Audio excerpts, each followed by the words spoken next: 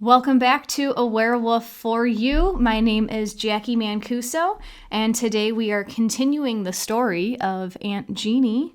This is part 2. Thank you for sticking with us, and thanks for listening to her story. And I remember as a child wanting to take away some of that pain. I feel I'm an empath, that I feel other people's feelings not as intensely as they are, but as intensely as a person can. And if I could, I would absorb and take away their sorrow and their pain, leave their joy for them to delight in. But if I could make someone's life a little lighter, a little brighter, that makes my heart pump and go. But I've also learned in the past year, as I'm struggling through this last chapter, that sometimes there are days that I want that to stop because I don't feel I have the strength. Some days, not days, never a whole day, just there are moments where I don't feel I could bear Anyone else's. Yes, Yeah. because I always want to put forth a positive outlook, and I do. I have a positive outlook, and I get offended, like I did a few days ago, when my neighbor said, "Jeanie, you're losing your positivity, your will to survive." And I go, no, I'm being realistic. I have to get my ducks in a row. Yeah. I want to make sure that my son is taken care of so that I could spend my last days just being happy, joyous, and free. Yeah. You know? Yeah. And if that makes you uncomfortable, I'm sorry. Right. But in order to find my inner peace and to let go and let this passage be a delightful and glorious one like God intends for it to be, I think the preparation is just as important as the passage. And the opportunity that I have to make these preparations, I think, is a gift. You know, I have a bucket list, and I would love to be able to see and hold my first grandchild before I cross over, and I pray for that. And I try not to say it too much to my son anymore because I don't want him to do anything hastily or because not that he do it because I want it, but you know, He loves you so much, and he wants to give you what you desire. Yeah. yeah, and I truly believe that it's going to happen, that I will be able, if not to see it through the birth, I think I'll be here when she becomes with child. And my grandchild will be there. And I hope Jacqui shares this podcast with any grandchildren I may have later. So they know it. So they know Grandma's voice and how bright she was. And learn and know that they are loved because they are their own persons, but a part of me is going to run through their veins also. You know, we all, like the same blood that pumps through my body pumps through my son's.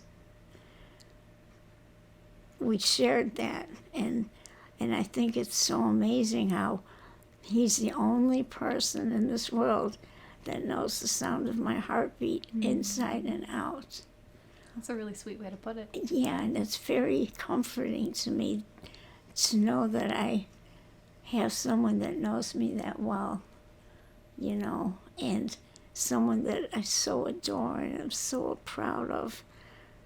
He may deny it or make a face about it, but a lot of me has been instilled in him. My good qualities have passed on to him, and he has taken it 10 steps further and turned this little flower into this beautiful bloom. He has turned into such a wonderful man in spite of everything I put him through. Do you want to take it back a little bit and talk about when you found out you were pregnant with him Oh, and my. everything that was going on with you then? Oh my gosh. I always wanted children. And when I found out I was pregnant, yes, I was in shock because I was still actively shooting dope and acting in not such healthy ways. Okay. Hello? Hi, Jean. It's Susan. How are you? I'm good, Susan. How are you?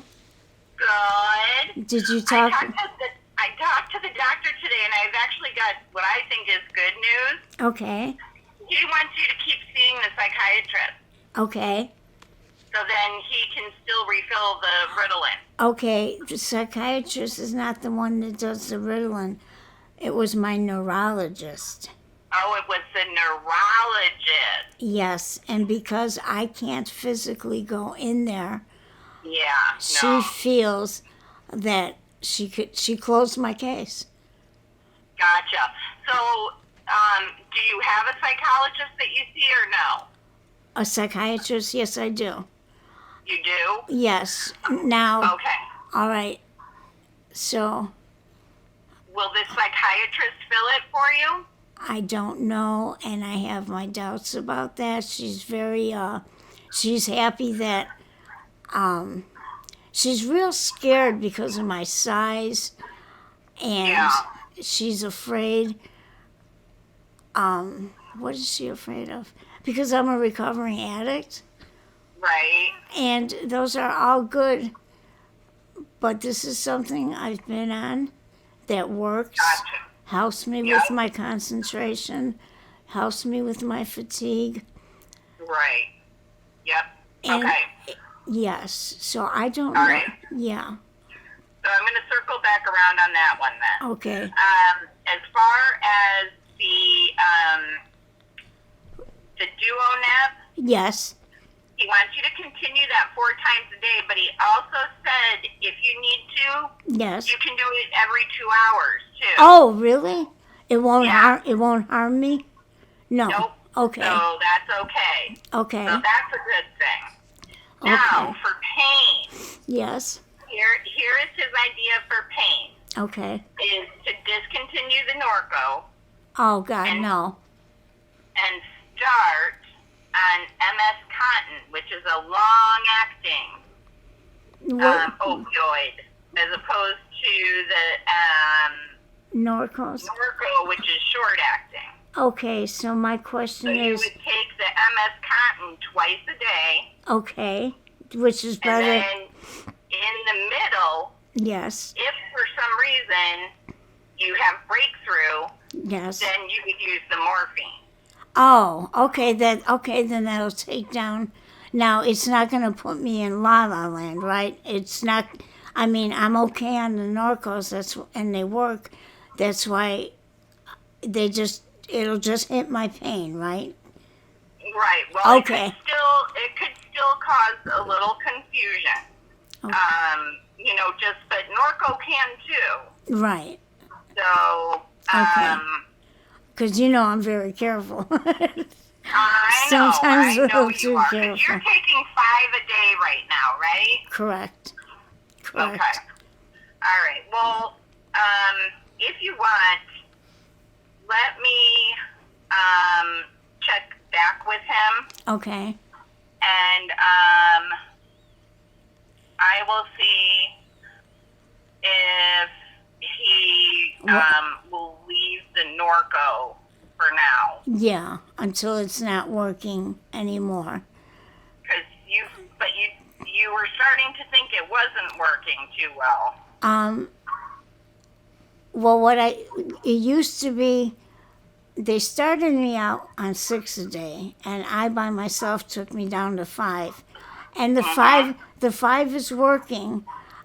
Some days I've noticed that the days that I have more breakthrough pain is when I tried to do something more than what I usually do on a day, like the days I shower. Right. They take more out of me, and it's more use of my body, so it's agitating or reminding the pain that it's, Right. yeah. The Norco and the morphine, the higher, you're getting on the morphine, Yes. that's not as good a combination. Okay. So, All right. I think that's kind of what he was thinking with that. Okay. All right. Then, So, let me just see here.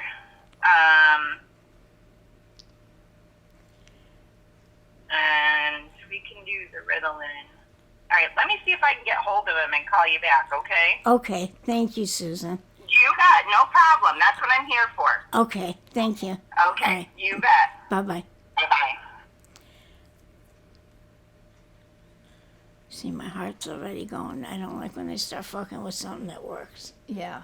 If it ain't broke, don't fix it, motherfuckers. Don't take my Ritalin away. I've been on it for fucking 12 years. It's helped. My body's used to it. Mm-hmm. If they remove it abruptly, my body's going to go into shock. I'm going to be worthless. Whereas my head already races. I won't be able to fucking concentrate. I have a hard time reading one page, let alone try to think about reading a book because I can't. Mm-hmm. My attention span sucks. It's gotten better. That's good. What's their reason though? Why do they want to switch? Oh, the pain meds?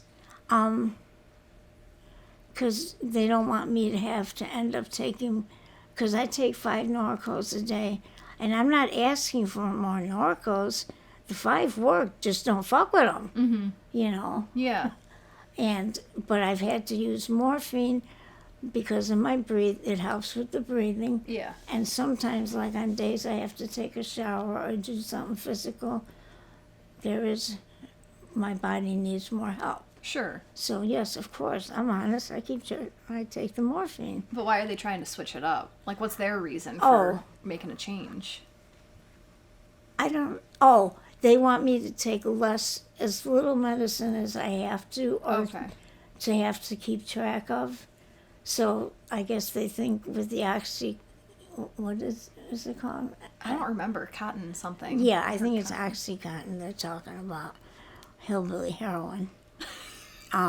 Instead of taking 5 Norcos, they think that 2 Oxycontin a day will work because it's extended release. And that may work. Yeah. But if the Norco's working, why are we going to try to change it? Right. Yeah. And I just physically, emotionally, mentally, and spiritually, I don't have it in me to try to swoop somebody out of their pain. That's been another, that's another learning experience for me. It's surrender again. Letting go. God, I know I'm powerless. I know that. And I've tried to do your work, God. Mm-hmm. Please help him, which you have been all along. Mm-hmm. It's just a matter of him accepting it. And I'm sure there's people in my life that were like, they tried to help me, and I was Not ready. not ready. And, Because in the beginning, you mentioned, didn't my family see the pain? Didn't my family see? And, I wanted to ask because I wasn't there, did people try to help you, or were they very judgmental? Because I know how our family can be. okay, it was like walking into a room and the elephant was there, but nobody fucking talked about it or addressed it or talked to it. They knew there was a problem. They just want to stay out of it. They didn't know what to do Okay. or to what degree I was at. Okay. But when you start finding needles in my fucking garbage can, blood on the ceiling, blood on my clothes, and Mom, don't give me my needles back.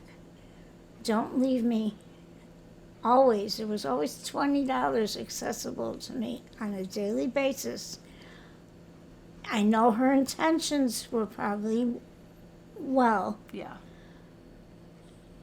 That was the only way she could think to help me through my pain, not realizing that she was enabling me. She just wanted to take your pain away. Exactly. And she didn't, nobody, our family, nobody knew about AA, or we never addressed. I mean, the first time I stuck a needle in my arm was September 18th of 1981. It was a Friday night. And I tricked the love of my life into doing it. So I was in love with this guy, David. I showed you the picture. Mm-hmm. And I was gaga over him. Oh, my God. And it was a pure, innocent love. And at the time, I was real impressionable. And we go to this guy's house. We're hanging out, me and another couple. And he pulls out his needle of the works. You know, it all. When you first start shooting dope, it's like your kit. You have bleach, you have cotton, you have all the stuff you're supposed to have if you do it right. Yeah. So he pulls it out, and I go, oh, if I knew you were going to shoot up, so would I. He goes, oh, you shoot dope? I go, yeah.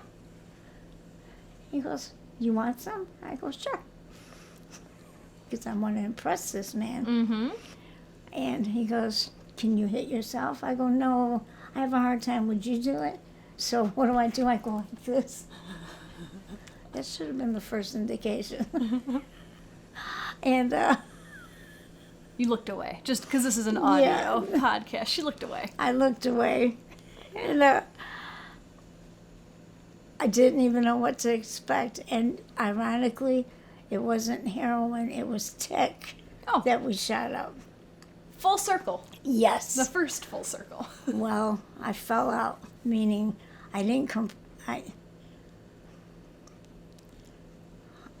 I just fell out, meaning I hit the floor and I was unconscious. Oh.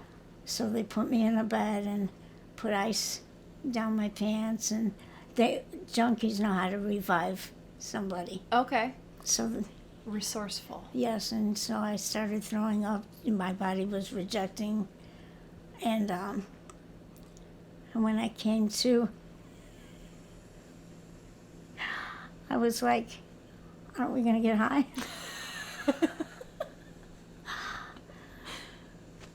I had no idea what hit you. No. And, you know, I wrote this beautiful, I got it somewhere in my archives. I wrote this beautiful letter to David, because may he rest in peace. Because we were I still love him, even though he's the one that he's the one who infected me. And he did it. He shared the virus with me knowingly, without giving me the opportunity to make that choice. He lied to my face. Because I asked him, why are you taking all this medicine? And he told me it was for his liver and stuff, when actually it was taking AIDS medicine. Mm-hmm. Okay, well, this was much further in our relationship. But when I met him, we were like, he's a good soul. He just had that kind of heart and soul, but he was lost like I was. Mm-hmm. So we were two souls on this earth, aimlessly looking for Two something. Souls swimming in a fishbowl? Yeah, mm-hmm. Yeah.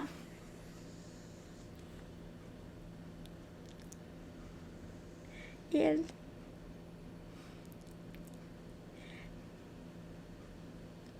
we should have had a child together.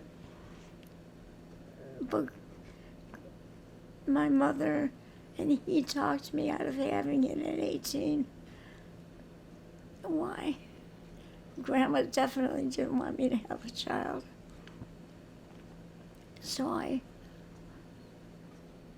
terminated, and it fucked me up mentally. Mm-hmm. Oh my God, it still scars me. It will always, but I will see my baby soon.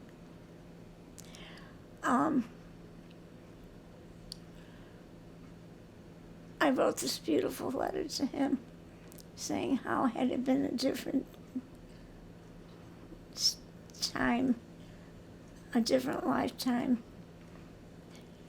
things may have been different, that I love him still. You know, I just don't understand why he didn't love me enough to marry me, you know, when he married someone else after me. Mm-hmm. But I know he loved me. Mm-hmm. Everybody knew David loved me, but for some reason we never came together as husband and wife. Yeah. And I'll find out eventually why. Oh, it wasn't meant to be. You're strong enough to do it on your own.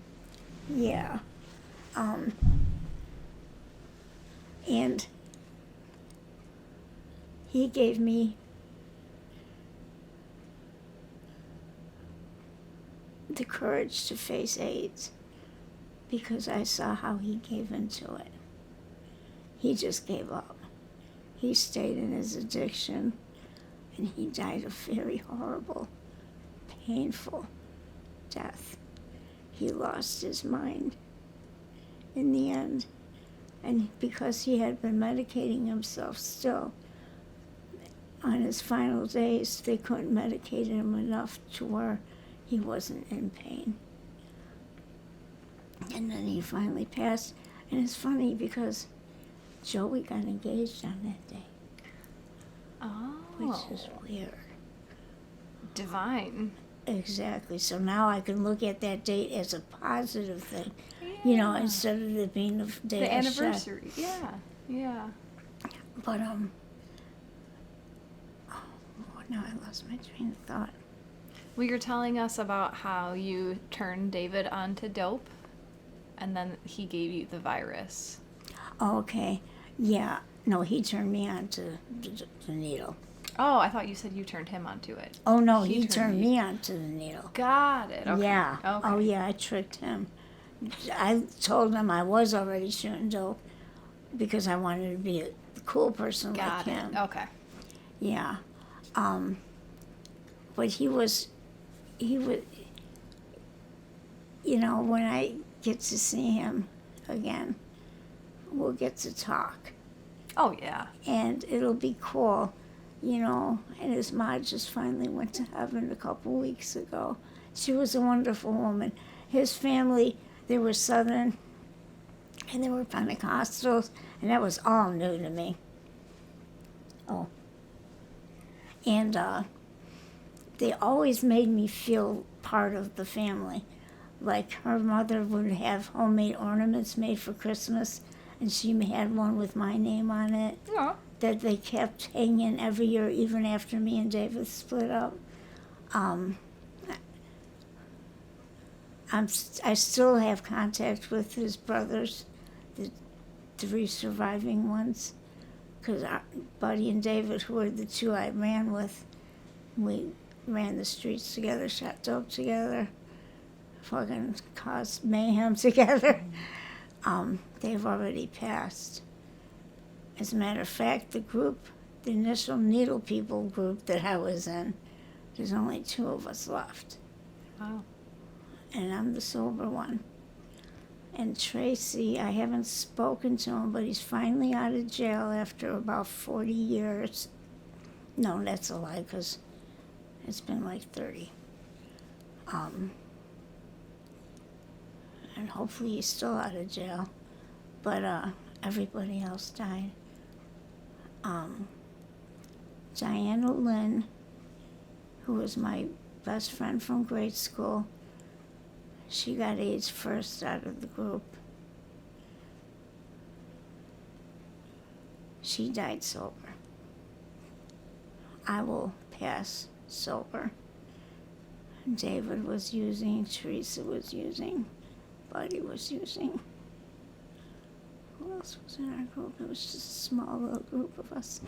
And I say the Needle People because when we got busted one time, we go to court, and they started calling off our names because we got busted together. Mm-hmm. And the judge got to the 3rd name. He goes, no, just all the Needle People on this case come to the front of the courtroom. And it was so fucking embarrassing. But it was true. Yeah, I don't know how I got caught up in needles, because I was deathly afraid of them. It sounds like you were trying to impress this love of your life. Yeah. And, Someone who you guys have spent lifetimes together. yes. And there will be more, yeah. Yes. He, because he reminds me of like a lamb. Just very gentle, and if he were an animal, I'd say he was a lamb. Just very like loyal and someone that needs to be shepherded, and yeah, David. A couple years ago, him and his brother Buddy, who both passed on, kept visiting me in my dreams. I mean, to the point where it was starting to scare me, because it was like they were calling for me. Mm-hmm. And the dreams are usually based on, like I'd look over a bridge and there was David in the water. He drowned. And I was frantically in my dream trying to get help to save him. But he was gone already. And I'd wake up like, why? Why is he visiting me now, and why like this? Yeah. Maybe because at that time I was drowning in my fears. That's why I symbolized his death as drowning. I don't know. I could think deep into this shit. That's why I write a lot. I used to write a lot, but now my hands don't work as well. And I'm afraid if I grab that pen and start writing, it's not going to stop. Mm. So now I use Facebook, Mm-hmm. and I put it out. I'm an open book. Mm-hmm. Whatever I'm going through, I share. Not for pity, not to impress, but to hopefully help somebody that might be going through the same thing. Mm-hmm. And this way they know they can reach out to somebody. Yeah. Or relate to somebody and not feel so alone and scared. Yeah.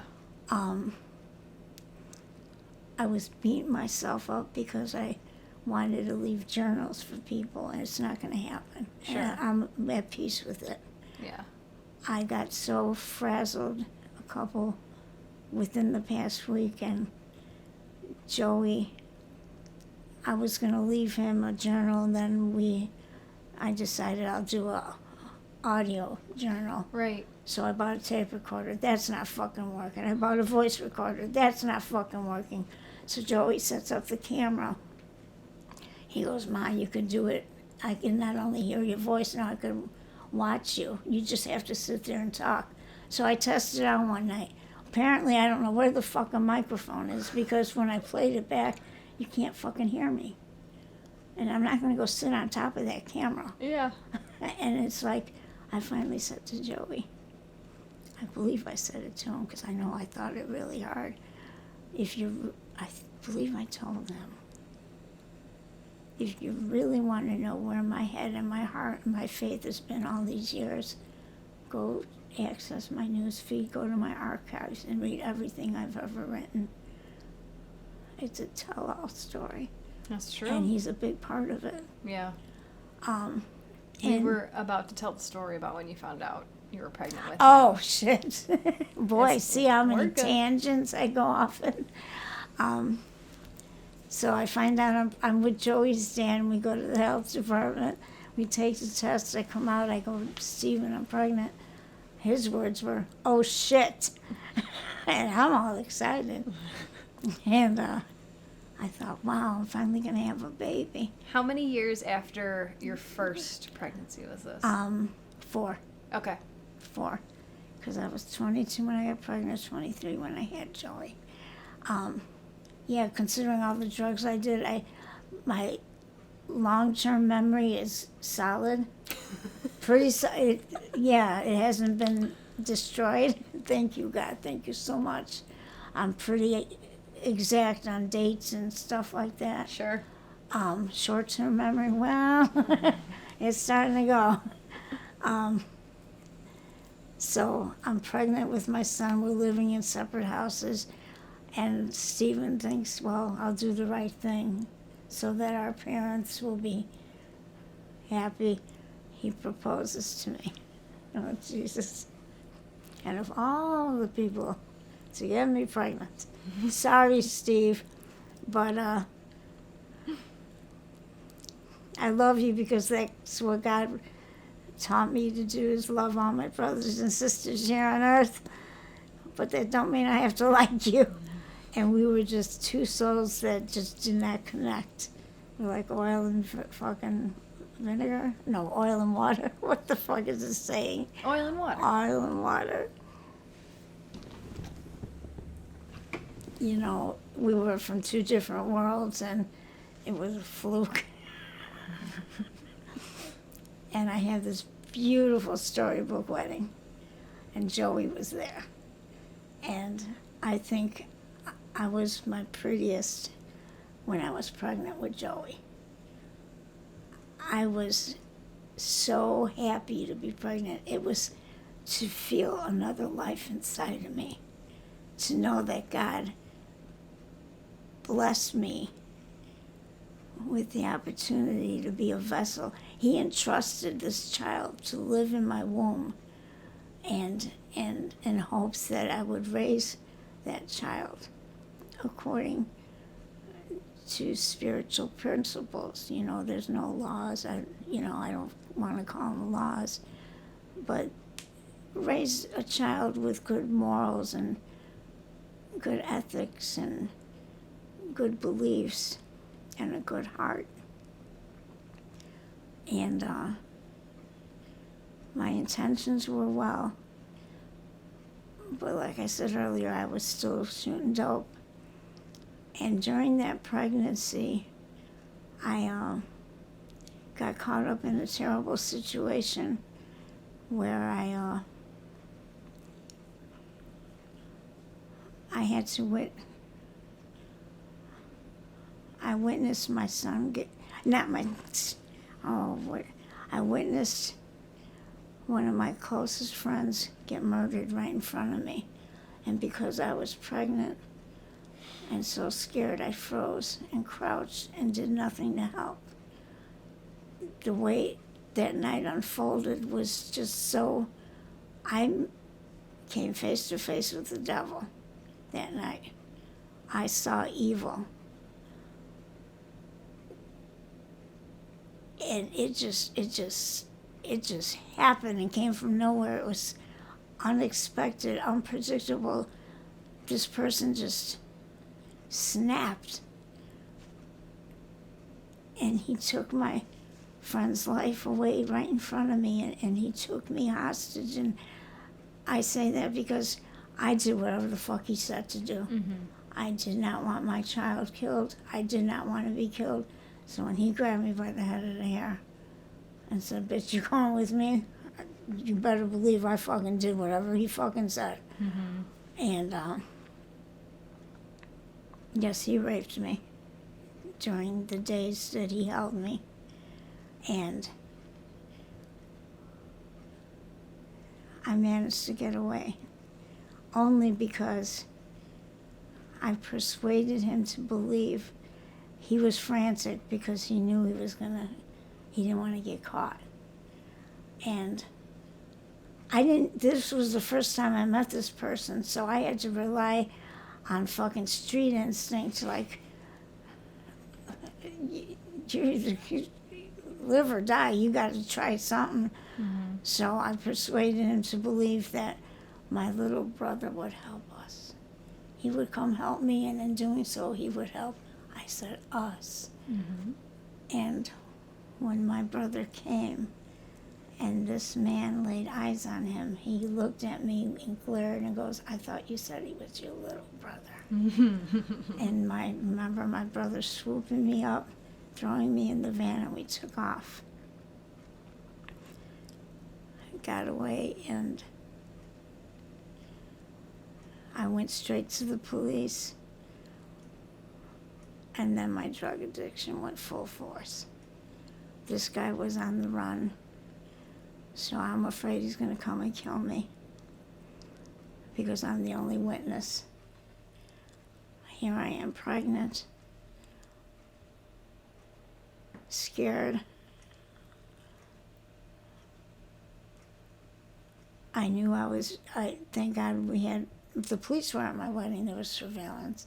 They were following me because they knew this guy was going to come after his only living witness. So what unfolded in the end, after he was caught in 90, it came to be that when the FBI caught him, finally in Oregon, and it came to my knowledge that I come to find out he was a satanic worshiper. Oh. It was not the first murder he was connected with, but the only murder that was a witness was left.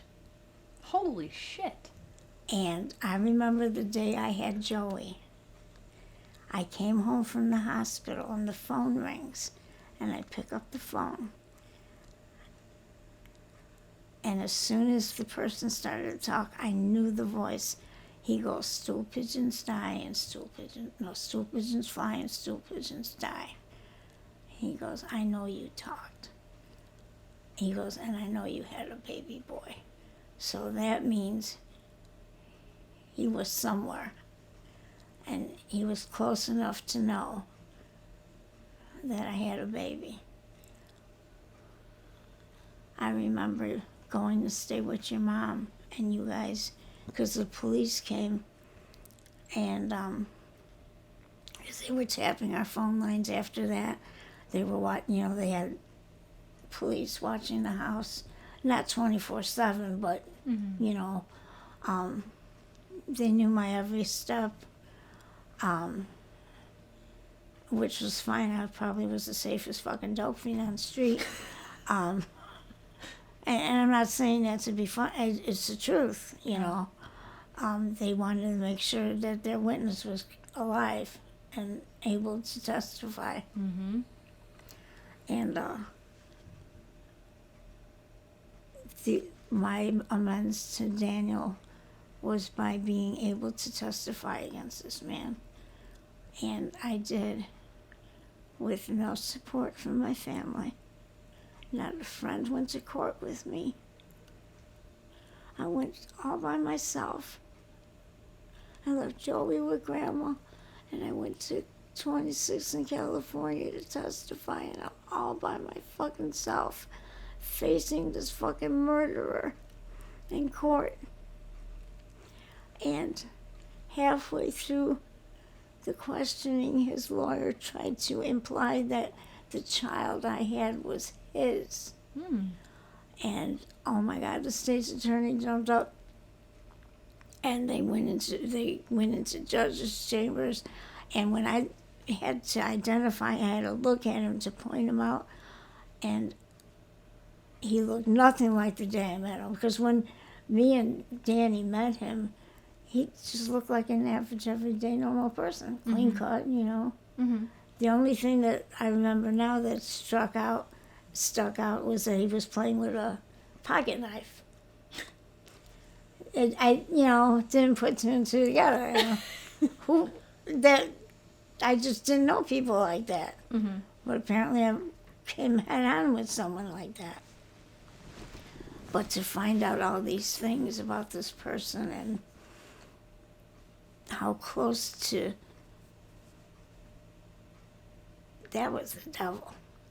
And I remember looking at him in court, and he just looked like this fucking wild man. He had all this fucking crazy hair now, and he was glaring at me, and he tried to say that I did it, and the judge was offended. Like, are you seriously going to try to say that this little person, Because how tall are you? Or how tall were you? 5'1", 100 pounds, and both of them were at least a foot taller than me. Yeah. And I overpowered both of them. This is how desperately crazy he was. Mm-hmm. And can't blame a man for trying, but he wasn't a man. He was the devil was working real hard through him, and he let that devil do it. And I have gone into the system and looked him up because he got the death penalty, but then the governor overturned the death sentence. And so he lives on death row. He's in a cell all the time.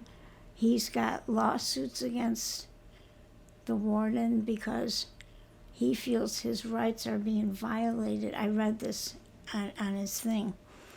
He feels his rights are being violated because they won't allow him to practice his religion, which is dancing around his cell naked, praying loudly, and honoring the devil.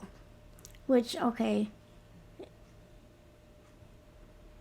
they put limits to how much they'd let him do. Yeah. But it's not just because he's a satanic worshiper, but because anybody, you got to keep it within reason. Sure. There's rules you have to follow. Yeah, like Whether public you're nudity. Yes. Yeah. Whether you're in a cell 23 hours out of the day or not. Yeah. I can't imagine. But to think that this person has access, I'm sure, this is ironic. I got a message through Messenger, and it was some kind of, and I can't find the message. It was from some kind of director or something that was doing a documentary on men that were sentenced to life. And this person volunteered to be one of his people to interview. And they wanted to know if I wanted to participate. Mm-hmm. My body went flush. I fucking thought I was gonna puke. And I started shaking, and somehow I can't find it. Because I do remember there was a name attached to it, but I can't remember the fucking name, and I can't find it anywhere in my messenger. So I don't. Do you want to be a part of it? No! Maybe I don't want to. No. it was a race for a reason. Right.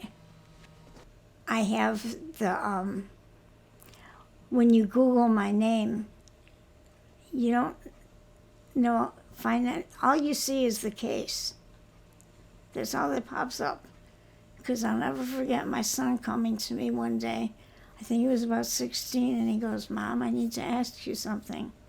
He goes, "I Googled your name, and this is what came up." Mm-hmm. And it's the court case and what happened.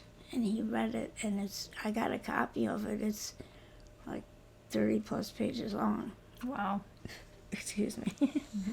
And that's horrible that they have the freedom to just print what they choose to print about a person.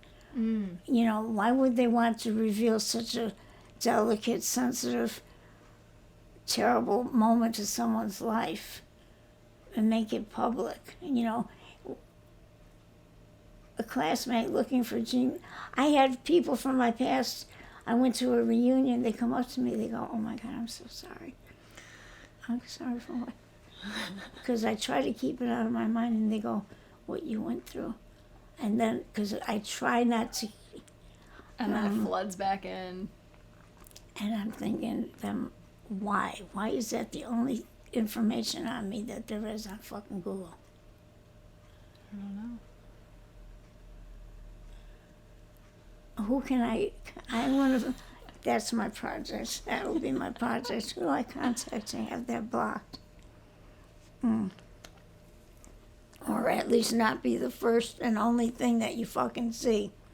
Because that was just a moment in my life, and it was a terrible moment. And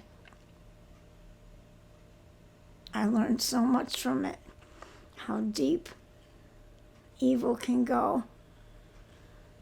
And I realized how much I love my life, even at my worst. And even when I was pregnant with, and I knew how much I loved my son, because when that happened, and I was just in the early, it was early in the pregnancy when all that happened. I loved that child so much that I sheltered him. So that was my first instinct, you know. So even though I was an absent mother, I knew a mother's instinct is to protect her child. Yeah. And I'm happy through all that madness I didn't lose that, because some parents do.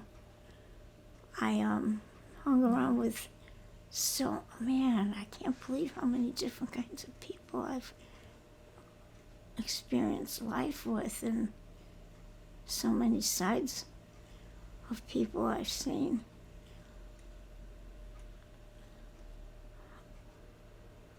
Evil is real, and it's scary, and it should be something everybody should have a healthy fear of, not to the point where they're obsessed with the fear, but respect that there is a force that's not good out there. Just don't give it power, and just try to always be aware of your surroundings and people and people's.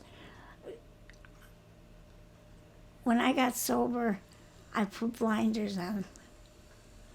I thought if I could change, if a fucking wretched, junkie, fucking paper bag alcoholic like me could fucking change and better herself and recover and restore her life, then anybody can. Yeah. But not everybody wants to. So I put blinders on, and I am learning how still to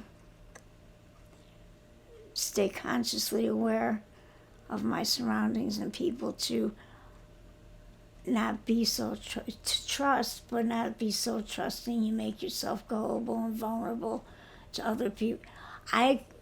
Whatever happened to me by people is because I allowed it.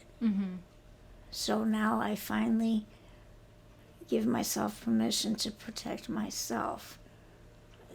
Like the incident that happened last week, that person yelling at me. I'm so grateful I had found my voice and spoke up for myself, and I didn't have to yell or anything. I just said, no, I will not tolerate this in my home. Nobody deserves to be spoken to like that, or yelled at, or feel threatened to the point that they're trembling or almost pissing in their pants. That's abuse. And I'm so grateful I finally, at 59, at least I have the opportunity to let that little girl inside of me that was so broken and scared grow up. And I feel that we each have a child in us, and my little girl is healing. And I thank God He gives me the opportunity in this lifetime to watch her grow. I was stunted by the drugs and alcohol, mentally and emotionally, so that little girl never grew up. And even sober, when I first got sober, it was a big adjustment for me, because there was a lapse of 30 years where I was here and life went on around me, kept going, and I just stood still. Yeah. So even sober, I didn't feel like I fit in. I didn't graduate high school. I didn't have these really good jobs or I had contacts, but Different kind of contacts. and some of them were good but hung out in dark places. Okay, we got all kinds of people in this world. But yeah, some of the richest and finest it's amazing the ways they play. We'll just leave it at that. I'm so grateful that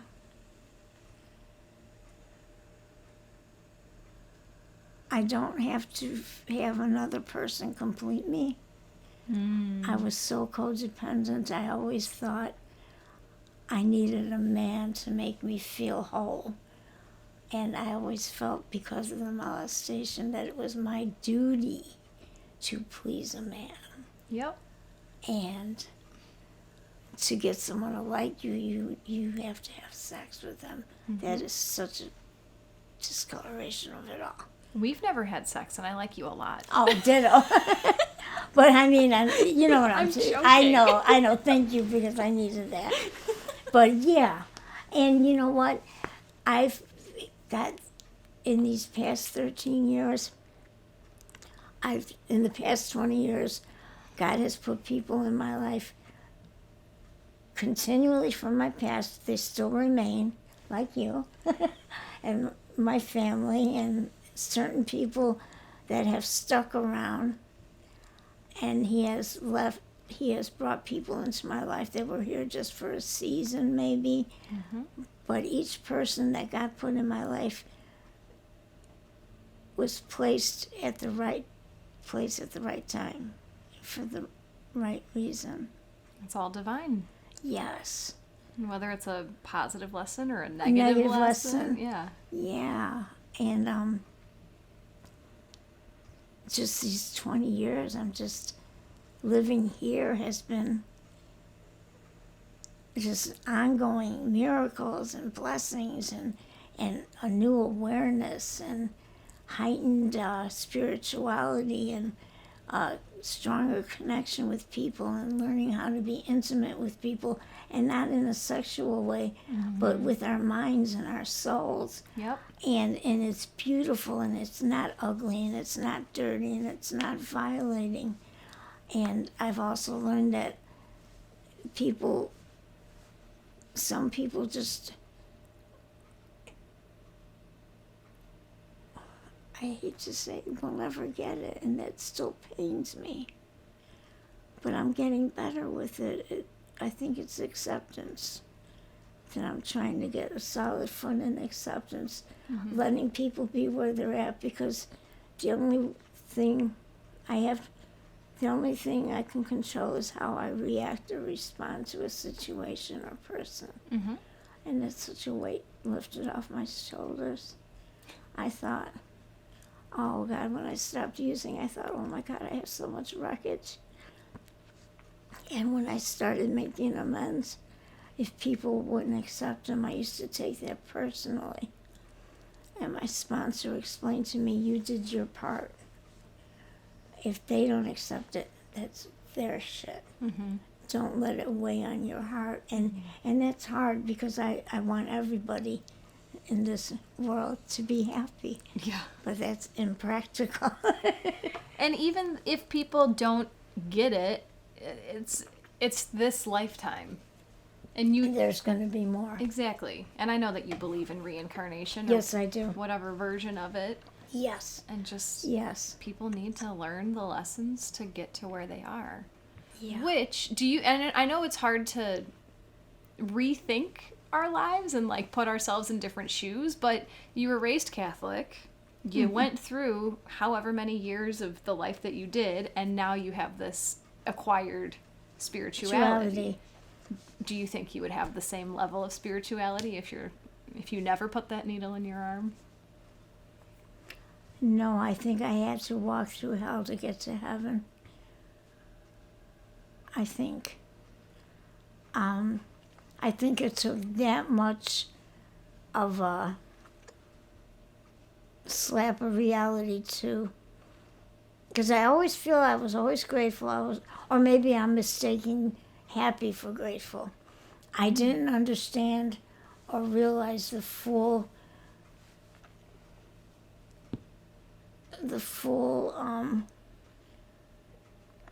genuineness of feeling of gratitude.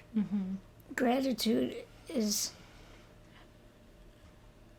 not something I learned. It's something you feel. Is it something you learn? No, you learn to appreciate things.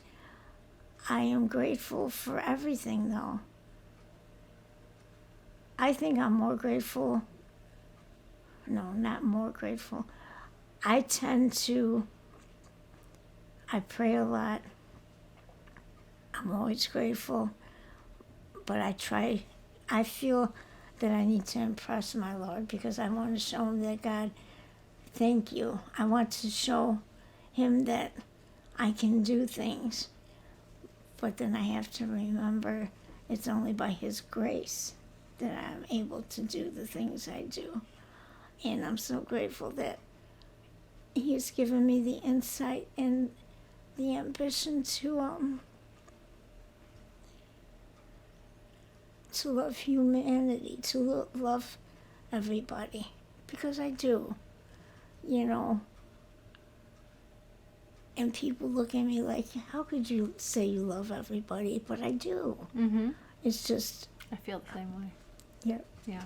But I also learned that you don't have to like everybody, and that, was hard. Because I would, in a perfect world, which we'll never have, everybody would love and like each other, but then what a boring world it would be.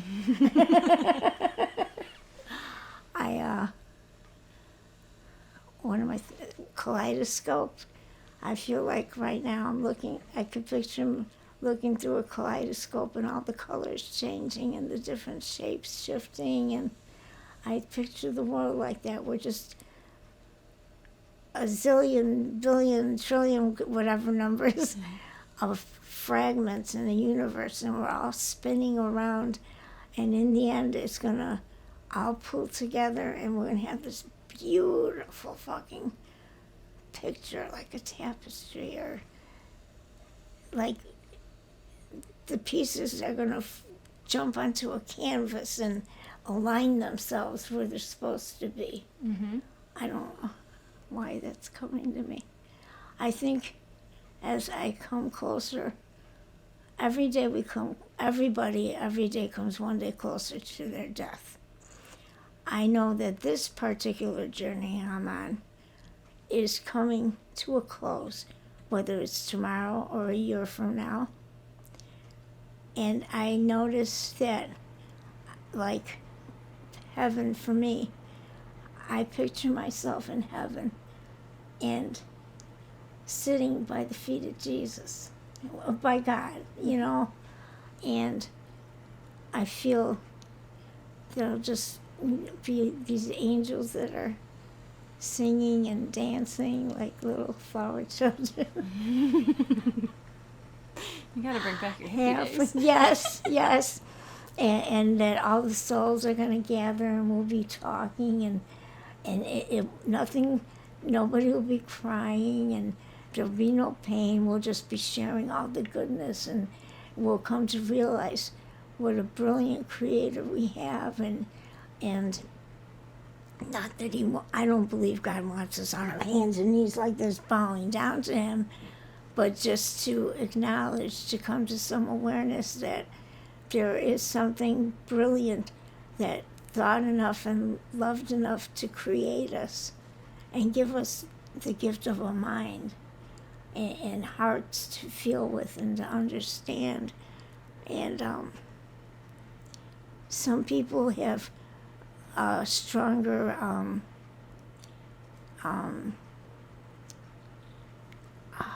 what's the word I'm looking for? Stronger, not intuition, there's another word I'm looking for. Some people's senses are stronger, are heightened more than others. Mm-hmm. Like as far as what? Like seeing the bigger picture, or... Like their scope is broad? Yes, there we go. Okay. Yeah. Okay. Yeah, they're not so close-minded. Open-minded. Yes, yeah. Okay. I've run into many people in my life that are so narrow-minded, and I see, like, I have to bring this up. There's a girl that I grew up with that we went our separate ways, and she called me.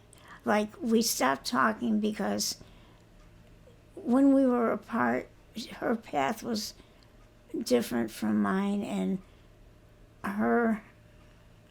attitude is so much more different than mine. Not to say that hers is wrong, but I get a feeling that not that she's envies, but I think she wants to be a little like me as far as she always asks me, how could you forgive?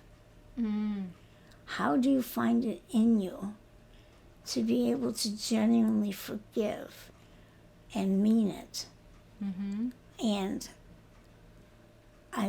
she's not there yet, so I think she reaches out to me in hopes that maybe some of it will rub off on her. And, you know, she follows me on Facebook, and I read her posts, and then I'll have a conversation with her. And like, we didn't talk for 2 years, and she called me out of the blue a couple weeks ago. And when I first heard her voice, I felt, oh, she changed. The change happened. Okay. Then 10 minutes into the conversation, she's talking about stomping on somebody's chest. And I thought, whoa, that came out of left field. And I thought, first she's trying to tell me she found peace of mind and she's come to terms with life, and then she's saying she wants to fucking stomp on somebody's chest. And I thought, wow, you haven't found peace yet. And I pray for you. And I'm going to let this go, and I'm not going to reach back out to you. It's your choice, yeah. Yeah, because I can't fix you. I can't offer. You're not taking anything I offer. And I see that. I think you can, okay, in the program, what does it say? You can talk the talk, but can you walk the walk? You know, anybody can talk a good program, but are they actually living it, incorporating it into their daily lives and into their behaviors and stuff? I truly believe I not only talk it, I walk it. I lead by example. Right, but was that instant, or did you have to fake it till you made it? I had to fake it till I made it. For 20 years, right? Well, I wouldn't even talk the talk. For 20 years, yeah. Yeah, because I didn't understand. Okay. I wasn't there yet, so I couldn't talk about something I didn't understand. Okay. Even if I have to at least understand something a little bit before I'll actually talk about it. Sure. And when I'm silent, it's because I don't know what the fuck you guys are talking about. I'll just nod, okay. But I'm getting better, because now when people are talking and I don't understand, no matter how self-conscious I may feel or embarrassed, I'll say, can you please explain that to me? There's nothing wrong with that. Yeah, and well, I'm just learning that at 59. Okay, Jackie? Isn't that lovely, though? It's amazing. If you're not learning, you're not living. Exactly, yeah. And God, just doing this with you is so awesome. Oh, good. I was so nervous about it when you reminded me last night, because being stuck in this apartment because of health reasons so much, I'm not isolating, but I feel isolated. You don't have a choice right now either. Right. That's got to be difficult. Yeah, like I'm getting, no, actually I'll be okay for the meeting now. You were helping me prepare. Because, why? Because I know people are coming here to support me and be there for me, and I'm so grateful. But that also means they want to hear what I have to say. So apparently I'm impacting other people's lives and giving them hope. Because one person, I was at a meeting, and this person was saying how he has cancer, and he wasn't happy with the treatment he's getting, and he goes, and what the fuck do I have to be pissed off about? And he turns and looks at me, he goes, this woman is going through so much and you never hear her complain. And I was like touched. And so when it came to me, I looked at this person, I go, nobody's cross is any heavier than the other, we only get as much as we can handle. Mm-hmm. And nobody is lesser or better, and, accept where you're at. And It's all perspective yeah. and perception. And I just wanted to jump up out of my wheelchair and fucking hug him and say it's going to be okay. Because this person has watched, there are people at this one particular meeting.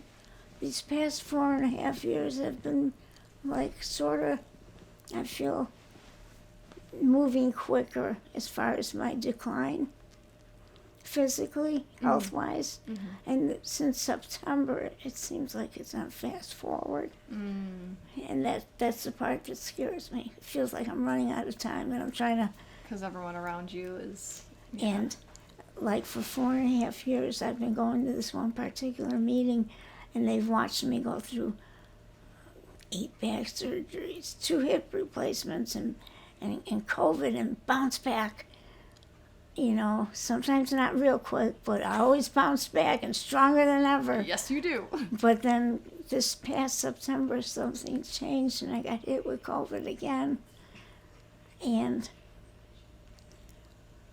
I knew when I got home, I wasn't going to bounce back as quick this time. And I'm just grateful I've been able to bounce back.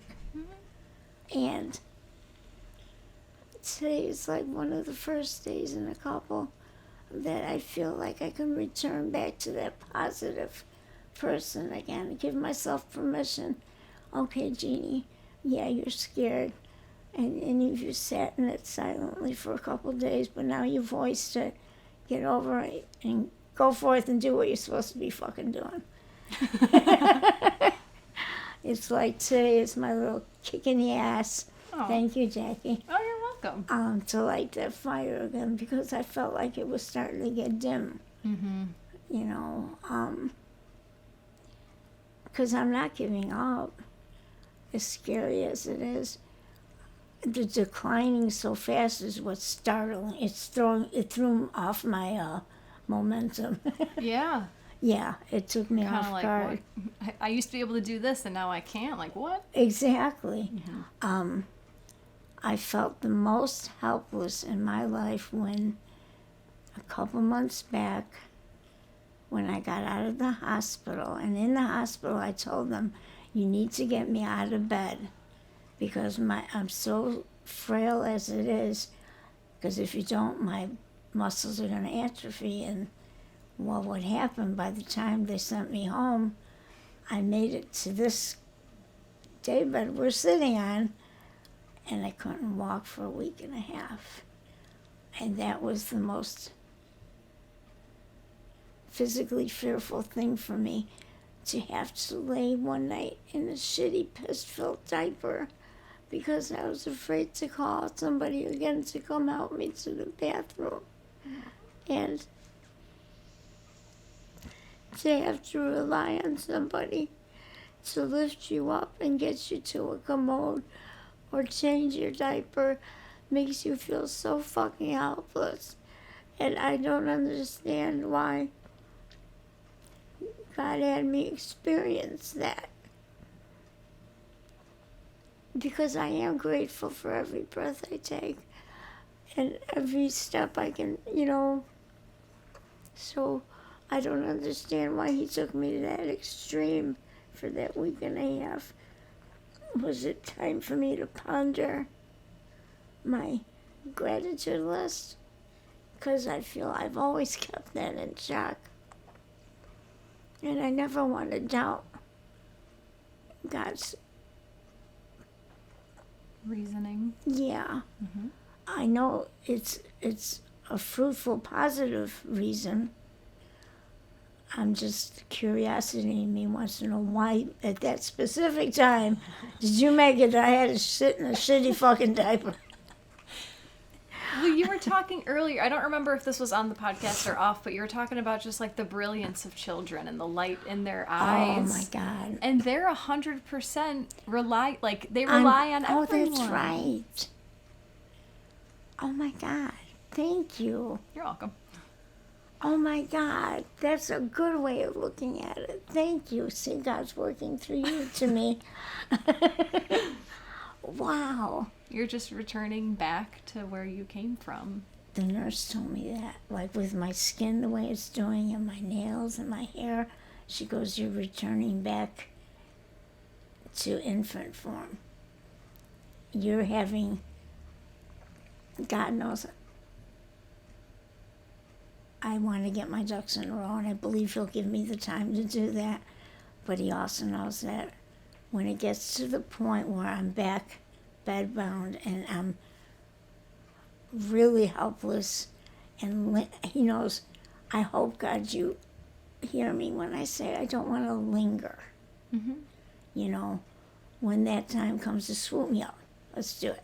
You've made that very clear for like the last decade. I think Okay. he's got the message. But I think you've served him enough in this lifetime, like he gets it. Okay. Well, just in case you didn't hear me, because he has to listen to a lot of people. He does have to listen to a lot of Yeah. Yeah. But, yeah, children, yeah, with their eyes, how they're so intrigued and fascinated, and the wonderment in their eyes, and how they appreciate just, I mean, they're so like they reach out their arms and, you know, or they'll approach an animal. My girlfriend last night, we were talking, and she said there's a little girl in her neighborhood that comes, and she's a tiny little thing, like 2 or 3 years old, and her collie is big, and the little girl shows no fear. She'll reach over the fence, and the dog is very friendly, so, you know, and very loving, so it doesn't, you know. Well, Kathleen said, she goes, well, I hope, right? She goes, Angus, please don't bite her, please don't bite her. Of course, Angus said it. He just licked her to death. But, yeah, how children, I love how they can approach life with love. And I don't want to say I'm fearless, but I know that whatever happens, God will take care of me. And some people get aggravated. Some people have gotten aggravated with me because so many times I'll say, let go and let God. Mm-hmm. Just let it happen. And they just like, fucking, how could you say that, Jeanie? That's their fear taking over. Yeah. Okay. Yeah. It's been very prevalent in my existence also. I feel like people just reach out to me to like get me to be afraid of what they're afraid of and get me to overthink what they're overthinking. And then when I blow it off, they're like, fuck. Yeah. Yeah. Thank you. Because they're just in a place that they Misery, might be jealous. Yeah, misery loves company. Yeah. And that, yeah. Wow. And in my opinion, that's children are love until humans teach them Some fear. Different. Yeah. Yes. All of us are love. All of us are the light of God. An accumulation of love. And yeah. Until we're taught fear. Differently. Yeah. Yes. Wow. See, I'm still wild at 59, and I'm grateful for that. If you're not learning, you're not living. Yeah. So, I still want to bring it back to this whole Joey. We talked about the fear part of being pregnant, but then, like, he was your child. Did he bring that light into your life? Like, Oh my was he God. what you needed to pull you through those years? Oh.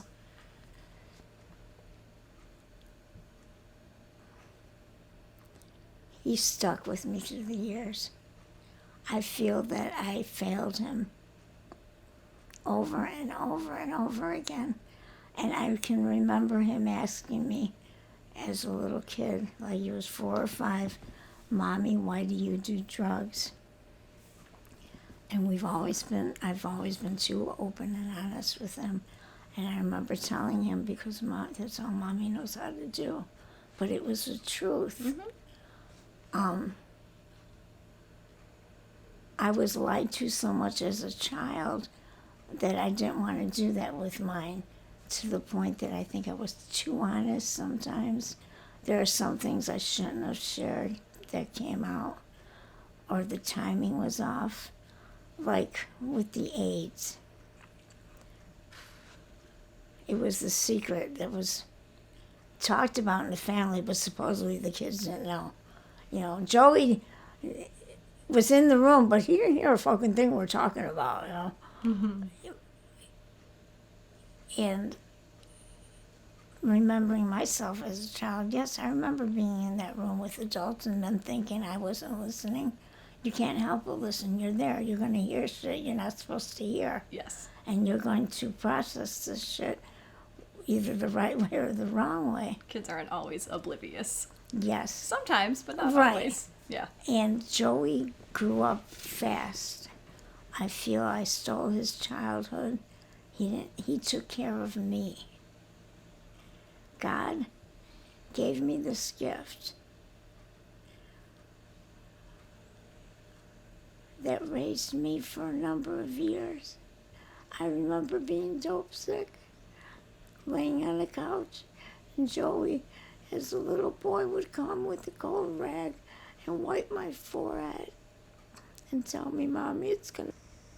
I had the fucking balls to have him sitting across from me and sit there and fix up all my rocks and my pipes and needles if I was shooting that day. And he'd be on the other sofa across from me, and he'd go, oh, here we go to Jeannie Land. I have to... Their couch. Yeah, and he would watch and not judge. He'd say, here we go, we're off to Jeannie Land or Jeannie World or something like that. Because I never got violent, or I didn't go, like, I wasn't one of those paranoid people that would sit on the floor and do circles looking for shit to smoke that wasn't there. Some drywall here, you want some fucking rock dice? Yeah. Plaster? Oh, up here it is. I wasn't the one that was sitting, tweaking, looking out the window. I was normal. Drugs just put me in a functionable, able to deal with what was going on in my head.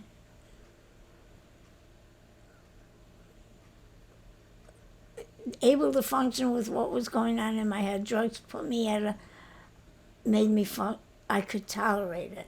Sure. And Joey witnessed all this and was affected by all this, and I still couldn't stop. And I remember him asking, do you love the drugs more than me? And I go, it's not that I love well, I do love the drugs, but I'm out of control, and I admitted it open-heartedly. I was a fucking mess. I was just destroyed as a human being at that time, and he stayed with me, and I didn't lose custody of him, and nobody took him away from me. They just wanted me to come back as a person, and I wasn't ready yet. And I remember when I'd run off and have to go work the streets and leave Joey with grandma or a family member for days sometimes. And I used to pray every time I got in the car that, please God, don't let this person stab me in the back of the neck, because I don't want the last thing my son sees or reads about me to be about me out there turning a trick to get my drugs and dying that way. That was not my fucking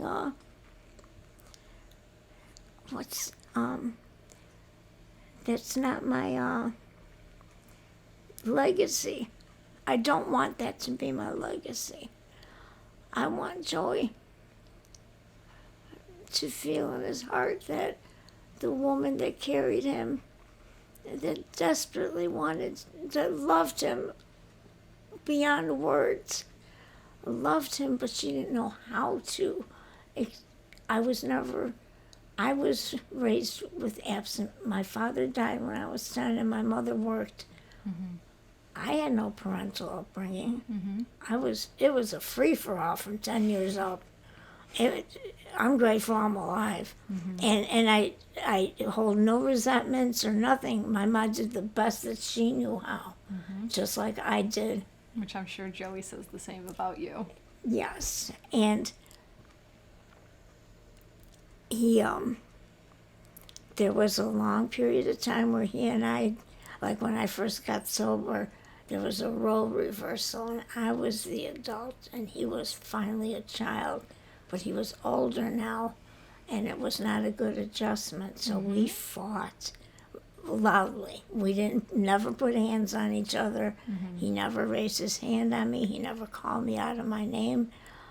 He is such a wonderful human being and soul. He saw through all my darkness and saw some light in it. And he went as far as telling me within the past year he thanked me. Because I kept trying to make amends, and him and my mother also said, stop saying you're sorry. You're living what you've said sorry, and now you're living the way you're supposed to. You don't have to say sorry. You're showing you're sorry. Yeah. And Joey thanked me for all the experiences that he lived through with me, because it helped, like, not mold him, but He learned through his own experience. yes. Just like look at where you are right now from your own experience. Exactly.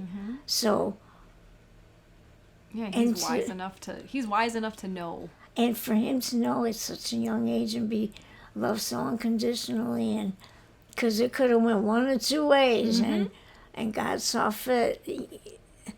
I call him my masterpiece because people used to say your kid's going to be born with a needle hanging from its arm. That baby's going to come out deformed or retarded. And I have this beautiful bouncing baby boy, and he was all there and all right. And even the doctor, because he knew how scared I was. And I delivered C-section because he was breech. And the doctor goes, see, he came out standing on his own 2 feet. He goes, and yes, Jeanie, he has all 10 fingers and all 10 toes. He's okay. And somehow he wasn't born addicted to heroin. God performed one of his many miracles right in front of my eyes. That child is a miracle, because so many things could have went wrong, and God intervened. And I feel like miracle is even an understatement. yeah, Because right? look at him now. I know, he's fucking amazing. You know, so amazing that I had to check myself, because Did that really come out of me? Did we get switched at the hospital? but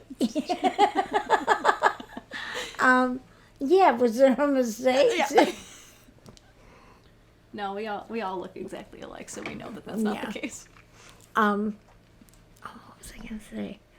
He I talk about him so much and with such high respect that I almost make it seem like he could walk on water, and I had to check myself for that, because he's not.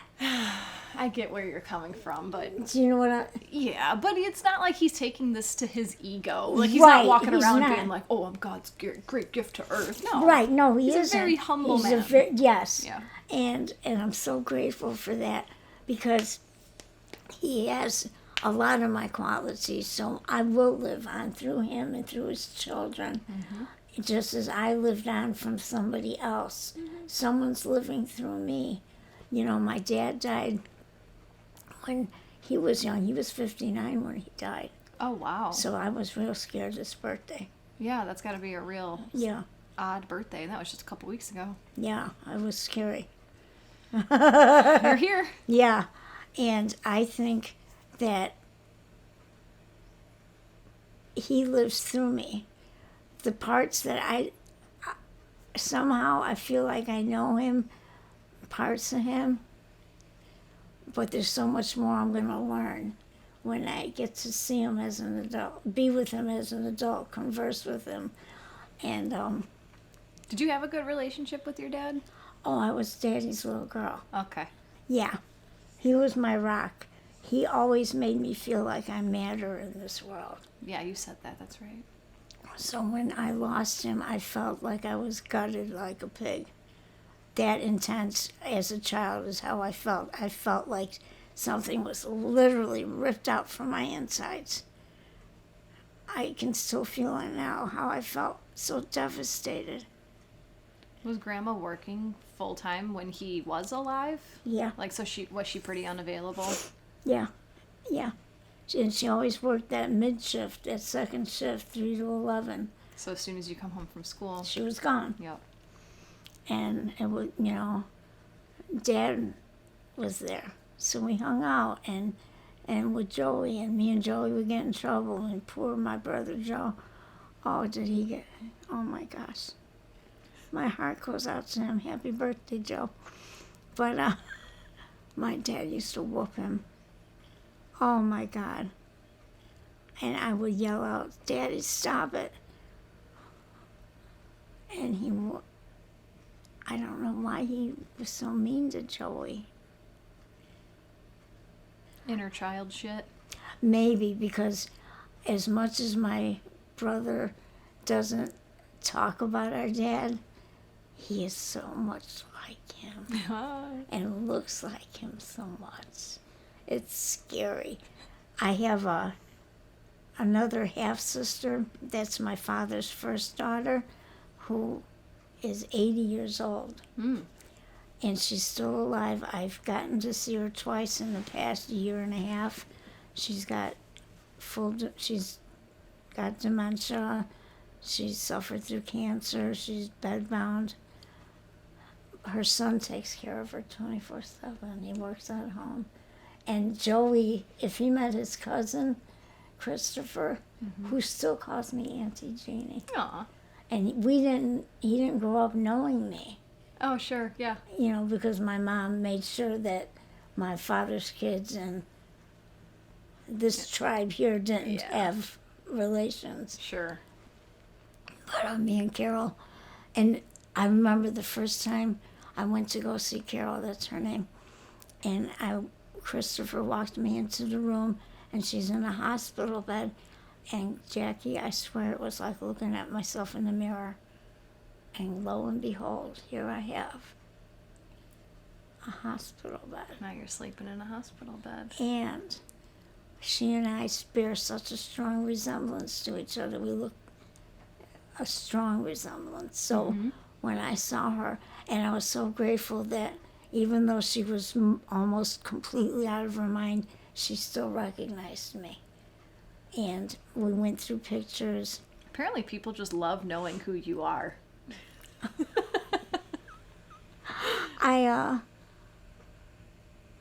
And she's still hanging on, and it's so beautiful, but my heart is saying, like, I've been talking to God.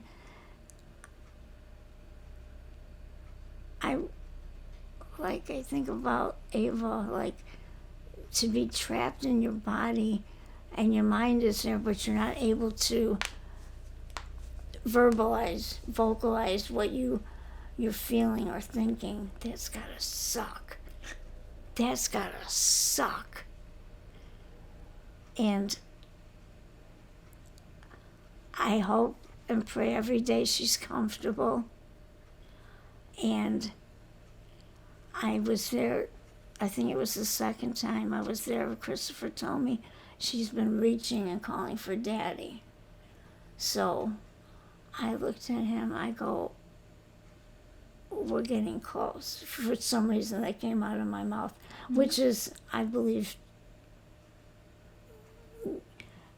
she made it to another birthday. Actually, her birthday's the day before my father's, which was earlier this month. Interesting. So now she's 81. Yes. She's 12 or 13 years younger than my mother. Because my dad was 16 years older than my mother. Okay. So Yeah. his children from the first one are close to her age. Yeah. Yeah, so there was a lot of like competition between them when, Sure. yeah. Sure. And I come to find out that my niece Lisa, it was so weird how we reconnected. I went to the neurologist. I come out and she looks at me. She's the receptionist at the doctor's office. She goes, Jeanie? I go, yeah, I need an appointment. She goes, you don't recognize me? She goes, I'm your niece Lisa. And I fucking almost died. And she comes around and we're hugging and we reconnected. And I come to find out I have another niece, Kaylee, and it's her only child. And she had a hard time getting pregnant, and they had to do inseminate, And this girl, her and her husband lived for their daughter, and she's so beautiful, and she's in like college in a sorority, and she's living the life that maybe I could have lived, or you know what I'm saying? Yeah. I could only dream of ever living. Yeah. And had the opportunity and the courage, because I think it takes a lot of courage to put yourself in a setting like that where you're amongst a lot of women and competition, and we know as women how women can be. I think that's why I get along. Well, I have better female relationships now than I ever have, because I've sorted through the assorted candy, and I found the positive, good tasting people of good taste. Not meaning, not trying to put someone in a category, but different levels of class. Yeah. Some people carry themselves better than others. Some people never act appropriately. And I don't look down on them, but I don't put myself in that situation anymore. Because people you hang with are a reflection of you. 100%. Yes, I learned that the hard way. Grandma used to tell me, that's not going to be good. And you know what? She hit it on the fucking nose every time. I look back now, every person she pointed out that was going to be a negative force turned out to be a real negative force. She had good intuition. But it's all part of the journey. Yeah. You wouldn't be where you are today if it wasn't for everything I went through. And I've met every type, not every, but so many types of people. And I think it has made me become the person I am today, the woman I am today, and I'm strong. And I think I'm quite open-minded. 100%. I've told you things that no one else knows about me. Oh. You've been my safe space because of how non-judgmental you are. Yeah. You taught me how to be non-judgmental. Oh my God, thank you.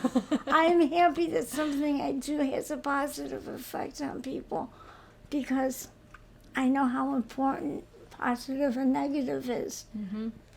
And like you said, if you're not learning, you're not growing.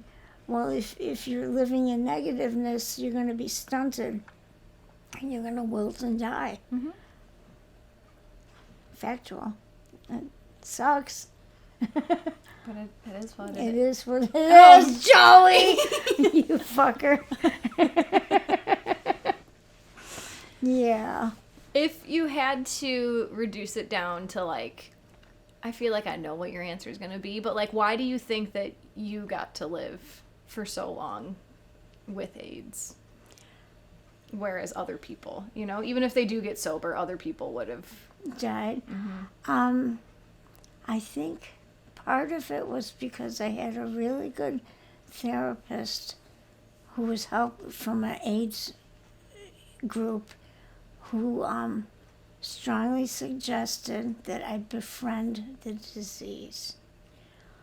And I think it was getting the best of me when I was trying to fight it. Or, But What can you give like concrete examples? Like, what does that look like, fighting it versus befriending it? Like, can you try to put it into words? okay,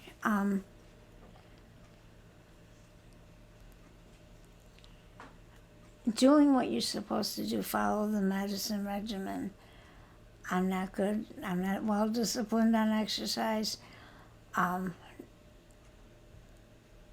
Primarily, the biggest thing about me living with AIDS, I think, is when I decided to get sober.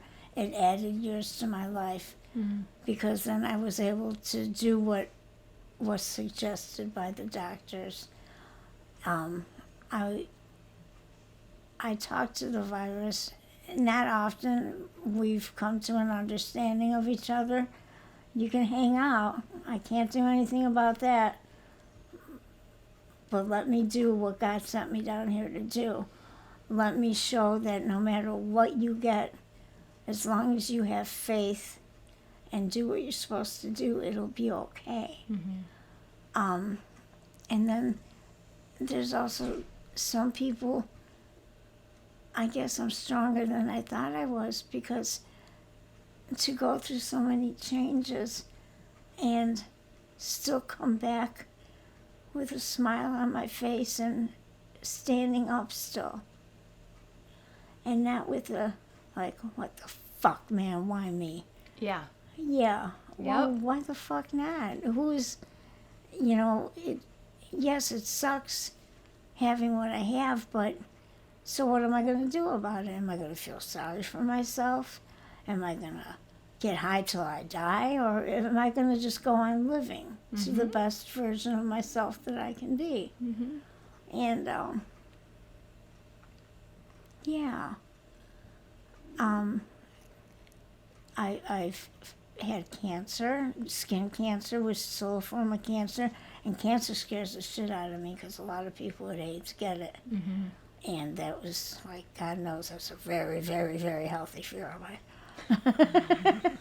So instead we throw in COPD. And I think I'll be better with that soon, as, like, I haven't lost my breath yet, I have to sit still. Yeah. But I feel like I'm Italian because I'm with the hands and shit. I must have some Italian in me. It's not just all Polish. I don't know. Life is so fucking good. Even through all the hard times. And I believe it was the hard times that gave me the appreciation of just... I've had the opportunity to know how it can suck, but man, can it be so fucking good. And when it's good, it is good. And it doesn't have to, I caught myself, I sort of snapped at Joey. We had a falling out. And he goes, I haven't been able to go on a vacation. And I snapped back in a text. I go, well, I've never had one, so I can't relate. Be grateful that you ever went on one, motherfucker. Yeah. I mean, Yeah. I'm not salty that I never went on a vacation because I live vicariously through so many people. Sure. I do. Yeah. I love to hear the stories about people on their vacations and stories of their lives because I feel like I'm living through them or getting a piece of life through them. I feel like that's another gift of being an empath. It's not always about feeling people's shit. It's also you like get I good can stuff. experience your joy with you. Yes. Yep. Yes. Like I don't know if I don't know if I'll be around for it, but the podcast will.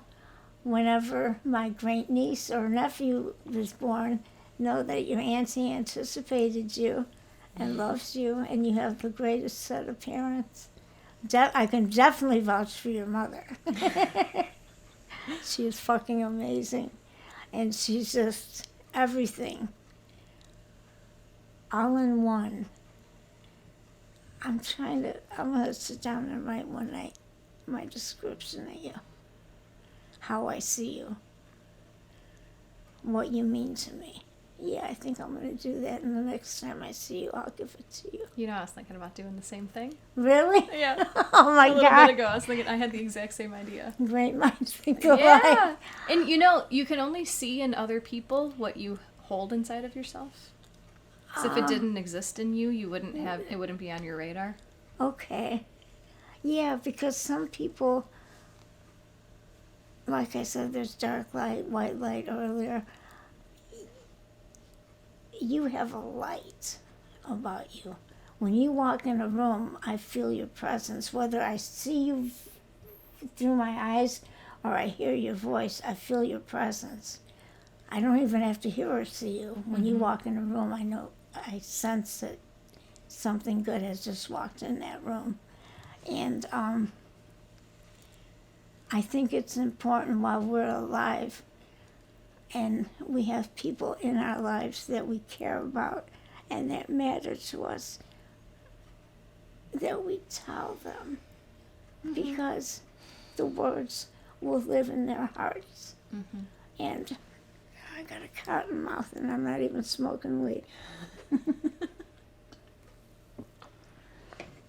You are such, like this beautiful, delicate flower in my garden of people that I've had the privilege to have in my life. It's like God went and plucked this beautiful flower and said, here, let me put it in your garden. And I'm a much better person knowing you and having you in my life. And I love you so I much. can't say I'll miss you because in heaven we don't have those feelings, I don't think. Oh, yeah. And someone told me that something similar to what you said earlier, it only seemed like a minute. Yeah, I feel sad for the people I'm leaving behind because you guys got to deal with human emotions.